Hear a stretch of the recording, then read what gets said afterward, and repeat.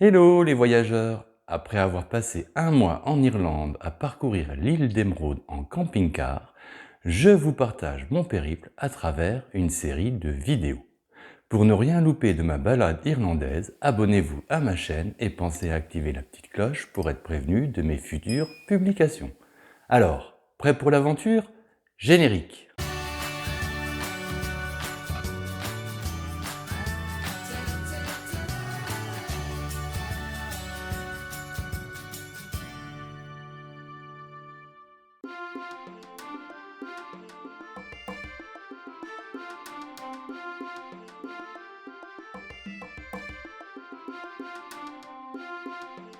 Après le vacarme de Dublin, aujourd'hui je retourne au calme en visitant un parc botanique surnommé le Jardin de l'Irlande. L'endroit est classé par le National Geographic comme le troisième plus beau jardin botanique du monde.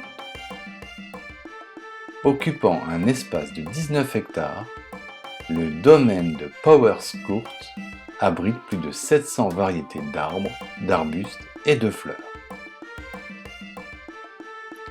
Les jardins ont été dessinés au XIXe siècle par l'architecte paysager Daniel Robertson.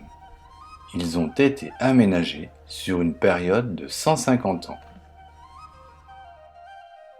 De belles statues et des ferronneries collectées dans toute l'Europe ornent les lieux.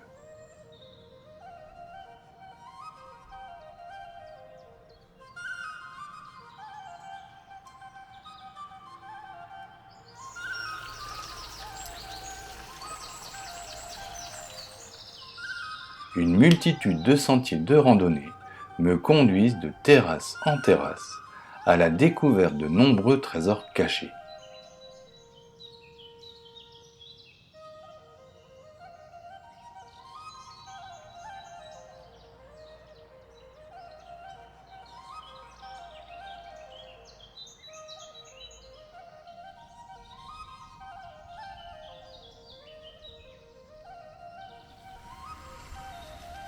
J'arrive au Triton Lake, un petit lac parsemé de nénuphars, où trône, au beau milieu, un grand jet d'eau.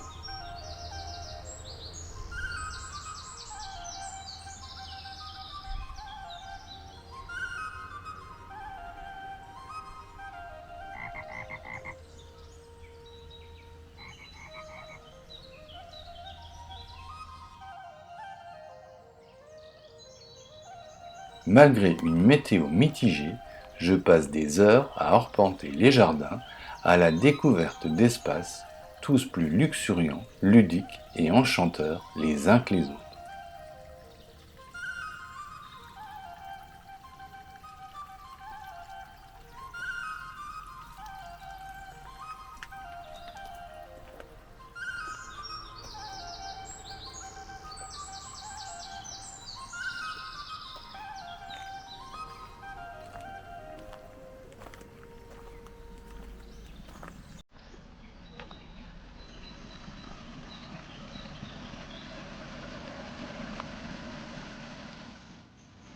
Mention spéciale pour le jardin japonais, avec ses pagodes, ses petits ruisseaux et ses petits ponts de bois.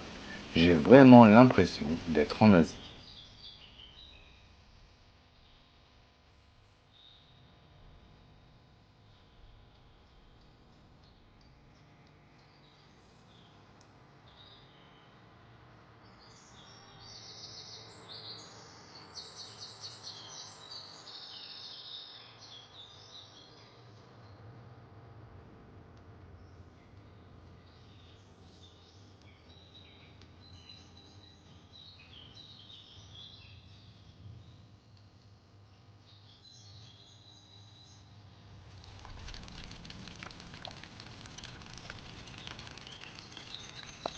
Le jardin clos abrite des centaines de roses.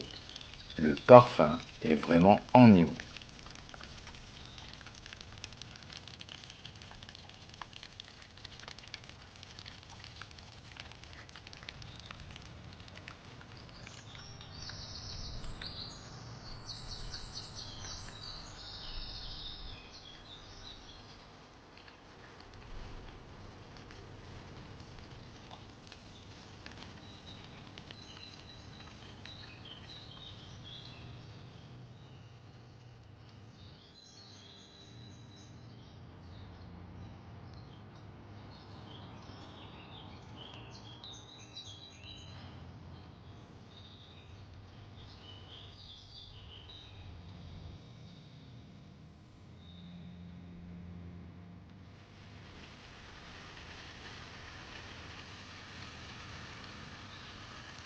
Un peu plus loin, un espace immense regorge d'une multitude de fleurs de toutes les couleurs et de toutes les formes imaginables.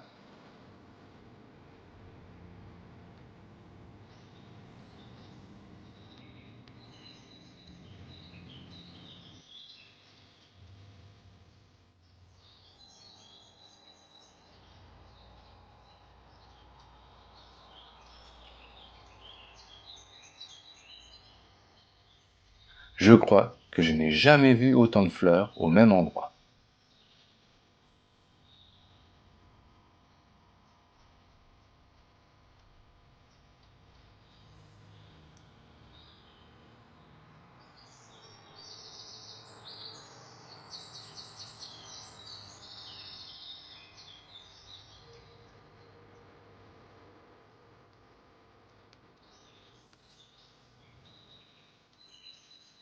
Je termine la visite de ces fabuleux jardins et je reprends la route en direction du village monastique de Glendalough.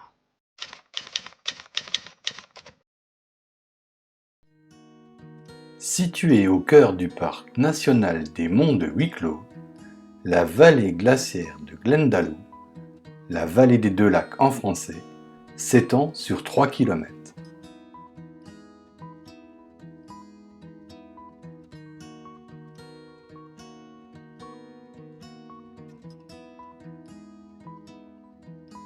Après avoir bivouaqué sur le parking du lac supérieur et fait une petite pause baignade, c'est sous la pluie que je pars découvrir les ruines du village monastique. La balade sur la Greenway, un sentier pédestre qui permet de rejoindre les ruines ecclésiastiques depuis le lac supérieur, est vraiment sympa à faire, même sous la pluie. Je tombe sur un des habitants des lieux.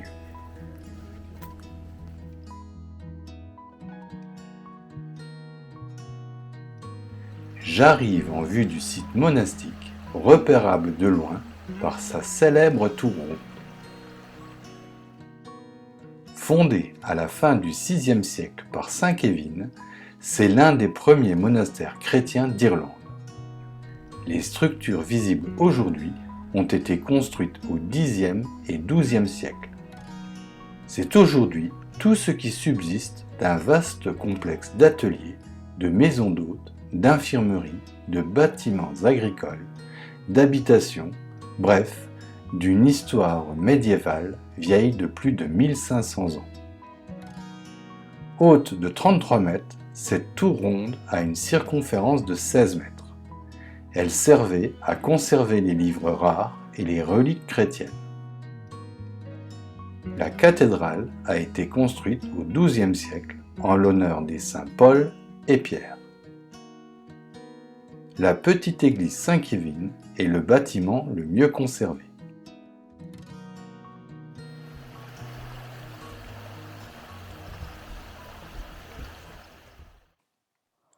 Vue sur la vallée depuis le col de Wicklow. Arrêt à Hollywood et je reprends la route pour aller découvrir 3 sites réputés hantés. J'arrête ici la vidéo pour aujourd'hui car je prévois de vous partager ma chasse aux fantômes dans un reportage spécial. La suite de ma balade irlandaise est donc à venir dans de prochaines vidéos. Abonnez-vous à ma chaîne, activez la petite cloche pour être prévenu de mes futures publications et si cette vidéo vous a plu, n'oubliez pas de la liker, de la commenter et de la partager. Alors, en attendant de vous retrouver pour de nouvelles aventures, n'oubliez pas, le monde appartient à ceux qui le parcourent.